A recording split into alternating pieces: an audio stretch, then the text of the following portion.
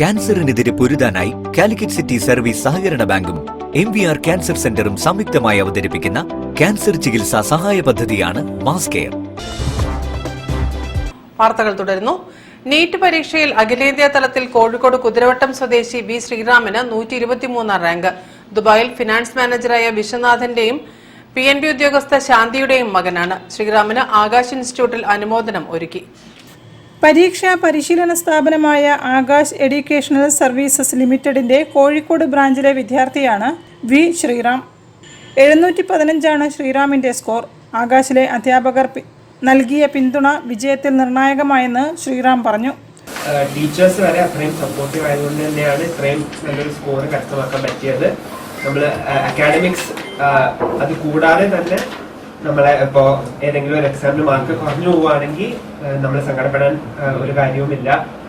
നമ്മളുടെ തെറ്റുകൾ തിരുത്തി അടുത്ത പരീക്ഷയിൽ ഇനിയും നമ്മൾ മുന്നേറണം എന്നൊക്കെ പറഞ്ഞ് ആ ഒരു സപ്പോർട്ടും മോട്ടിവേഷനും തന്നെയാണ് നമ്മളെ മുന്നോട്ട് നയിക്കുന്നത്.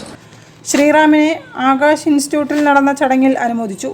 ആകാശ് ബ്രാഞ്ച് മേധാവി വിനായക് മോഹൻ, ഏരിയ സെയിൽസ് മേധാവി K സംഷീർ, അക്കാഡമിക് മേധാവി L ദിവ്യ, അധ്യാപകരായ Lajin P, Shiju E, Chaitra M, Mirshad PP തുടങ്ങിയവർ പങ്കെടുത്തു. ആഗോളതലത്തിൽ ഏറ്റവും കഠിനമായി കണക്കാക്കുന്ന പ്രവേശന പരീക്ഷകളിലൊന്നാണ് നീറ്റ്.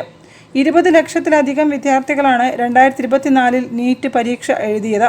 അവരുടെ മികച്ച നേട്ടം കഠിനാധ്വാനത്തിൻ്റെയും അർപ്പണബോധത്തിൻ്റെയും ഒപ്പം മാതാപിതാക്കളുടെ പിന്തുണയുടേത് കൂടിയാണെന്നും chief academic head Dheeraj Kumar Mishra പറഞ്ഞു. News bureau, Kozhikode.